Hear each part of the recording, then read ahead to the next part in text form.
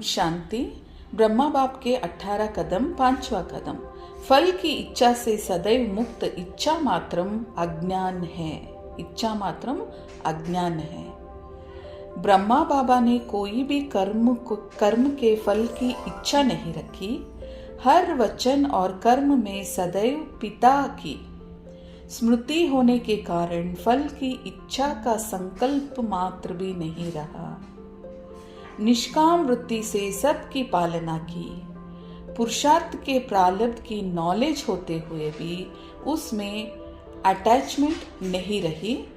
ऐसे आप बच्चे भी नाम मान शान की इच्छा से परे इच्छा मात्रम अविद्या की स्थिति में रह सेवा करो।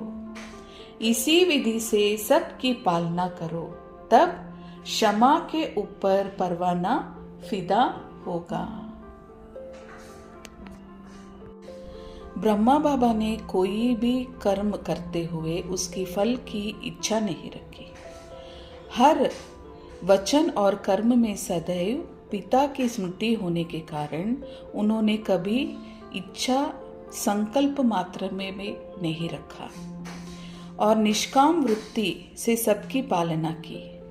पुरुषार्थ की जो प्रारब्ध होती है उसकी नॉलेज होते हुए भी बाबा ने किसी में अटैचमेंट नहीं रखा।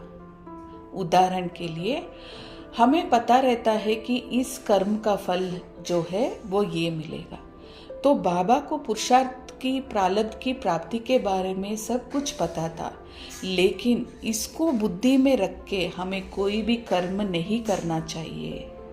इसके लिए बाबा हेडिंग में बताए कि इच्छा मात्रम अज्ञान है, यानी कि ज्ञान की जो गुह्य गति है उसे हमें दिमाग में रख के सोच समझ के हिसाब किताब लगाकर कोई कर्म नहीं करनी है।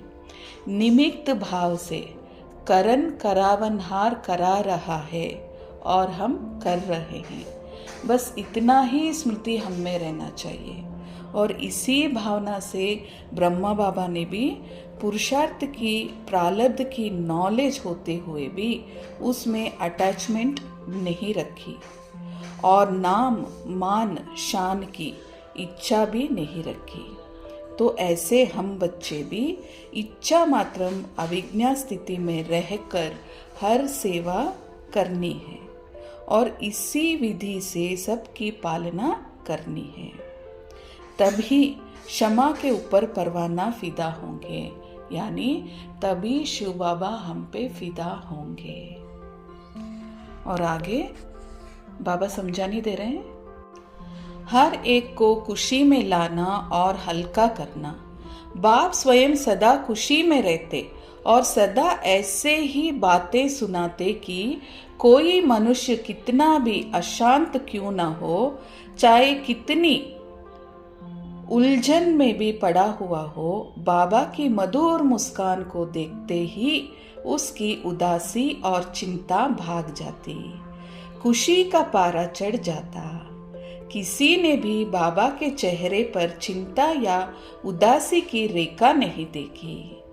बाबा के आसपास वातावरण में भी सदा खुशी की लहरें अथवा खुशी की खुशबू फैली रहती।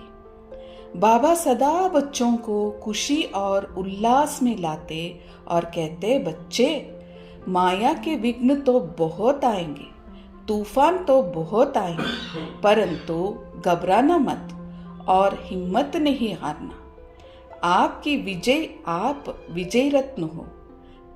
विजय का तिलक तो आपके माथे पर लगा ही हुआ है। बाबा कहते हैं कि आप विजय रत्न हो, विजय का तिलक तो आपके माथे पर लगा ही हुआ है। तो बाबा हर एक को खुशी में लाते और हल्का करते। बाबा स्वतः ही सदा ऐसे खुशी में रहते जो सदा जो भी आसपास में आए वह भी उस खुशी की अनुभूति करते। तो हमें भी सदा ऐसे ही खुशी में रहना है और हम ऐसे निर्विघ्न रूप में सेवा करेंगे जो कोई भी तूफान माया की आए तो उसमें से हमें कोई भी चीज के लिए घबराना नहीं है, हिम्मत नहीं हारनी है। और विजयी रत्न है हम, तो विजयी जो है, बाबा कह रहे हैं कि ये जो विजयी का तिलक है आपके लिए जन्म सिद्ध अधिकार है, तो इसे प्राप्ति करना है। हलचल लाना माया का काम है, लाएगी वो, लेकिन हमें अचल और अडोल बने रहना है और सदा सदा खुशी में रहना है और दूसरों को भी खुशी में लाना है। ऐसी लहर लहरानी है खुशी की, खुशबू भी ऐसे ही फैलानी है खुशी की।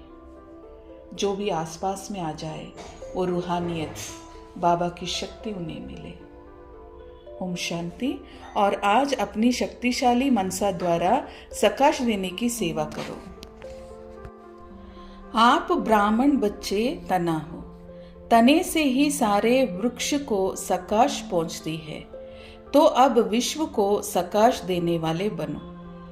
अगर 20 सेंटर, 30 सेंटर या 2, 2.5 या फिर 100 सेंटर या फिर 1 जोन, यह बुद्धि में रहेगा तो बेहद में सकाश नहीं दे सकेंगे। इसलिए हदों से निकल अब बेहद की सेवा का पाठ अभ्यास करो। बेहद में जाने से हद की बातें आपे ही छूट जाएगी।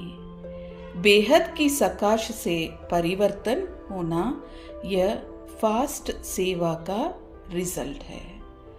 तो आज सेवा के लिए विधि विधान बता रहे हैं कि हमें ना हद है ना सरहद है, तो इससे अपार बेहद की सेवा करनी है। तो बाबा अभी बेहद की सेवा करने की विधि विधान बता रहे हैं और हम ब्राह्मण आत्माएं, बाबा के सहयोगी आत्माएं, विश्व कल्याण के निमित्त जो हम बने हैं बाबा के साथ, तो हमें बेहद की दृष्टि वृत्ति को रखते हुए बेहद की सेवा करनी है। ओम शांति।